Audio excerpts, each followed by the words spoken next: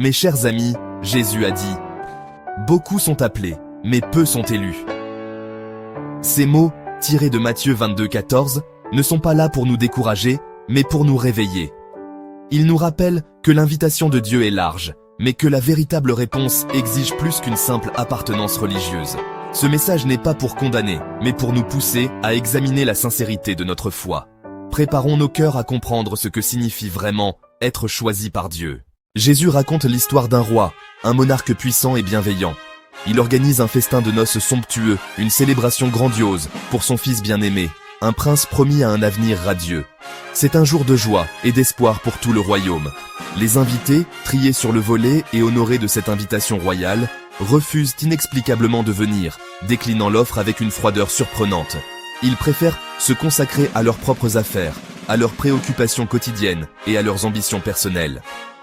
Malgré leur indifférence flagrante et leur manque de respect apparent, le roi insiste avec une détermination inébranlable et envoie ses serviteurs fidèles, ses messagers dévoués, pour inviter tous ceux qu'il trouve, sans distinction, bons ou mauvais, riches ou pauvres, honorables ou marginaux. Cette parabole puissante illustre la générosité infinie de Dieu. Son invitation s'étend à tous les êtres humains, sans aucune distinction de race, de statut social ou de passé. Mais la question cruciale demeure, une interrogation profonde qui résonne en chacun de nous. Comment répondons-nous personnellement à cette invitation divine, à cet appel à la grâce et à la communion?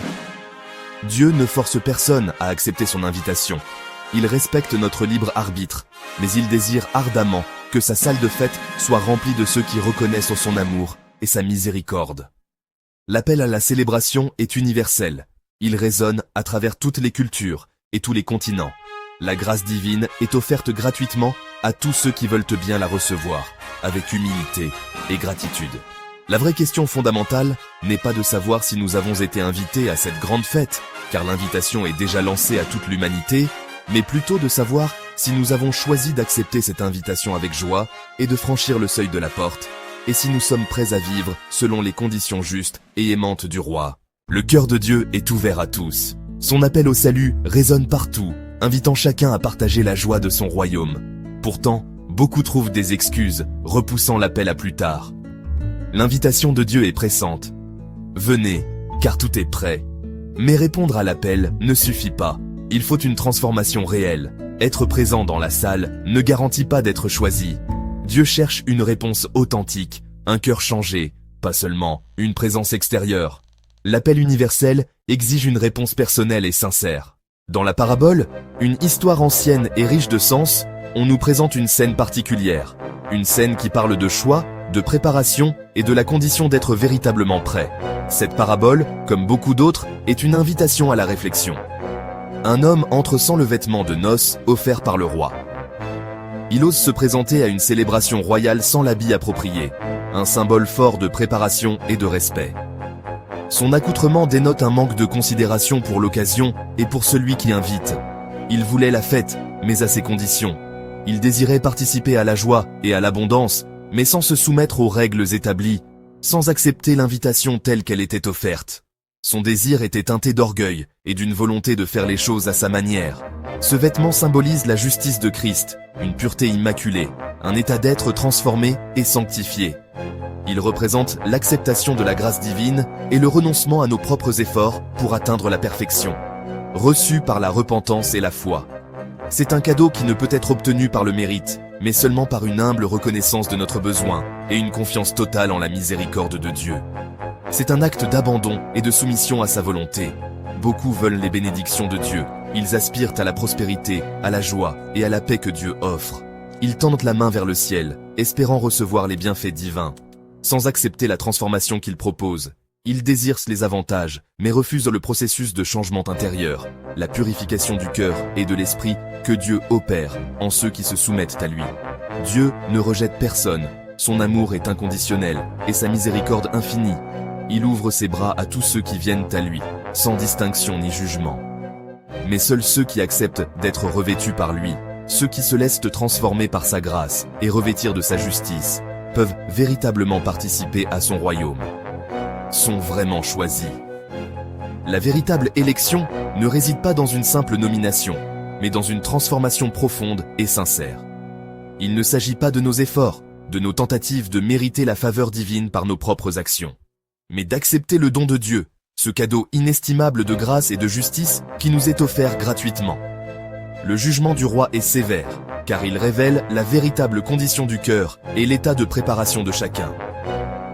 Pour celui qui refuse ce vêtement, qui rejette la grâce offerte et persiste dans son propre chemin. Il y a une séparation entre ceux qui sont prêts et ceux qui ne le sont pas.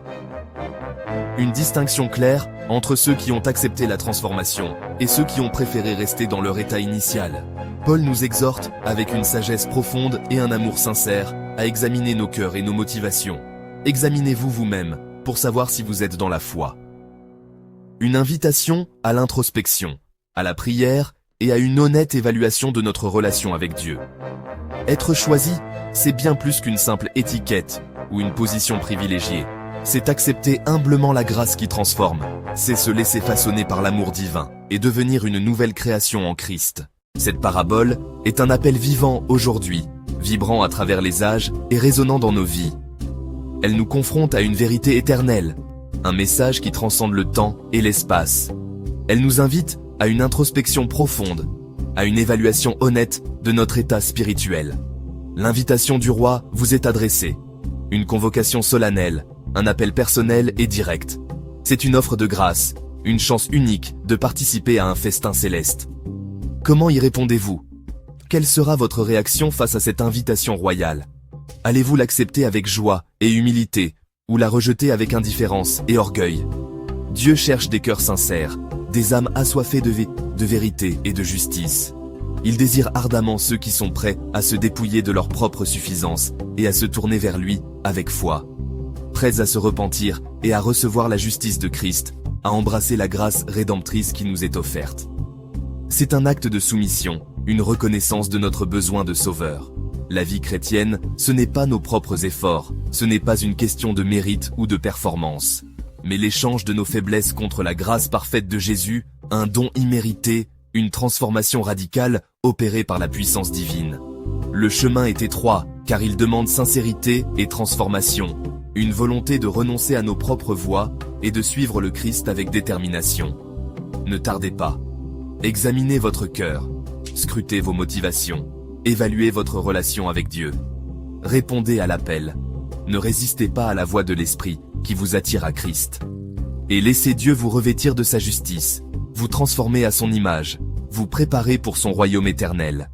Si vous êtes croyant, persévérez dans la foi et la sainteté, grandissez dans la grâce et la connaissance de notre Seigneur Jésus-Christ. Le roi vient inspecter ses invités, pour voir si leurs cœurs sont véritablement transformés et s'ils sont dignes de participer à son festin. Soyons trouvés prêts, non seulement appelés, mais choisis, non seulement auditeurs, mais acteurs de la parole, non seulement professant, mais possédant la vie éternelle en Christ.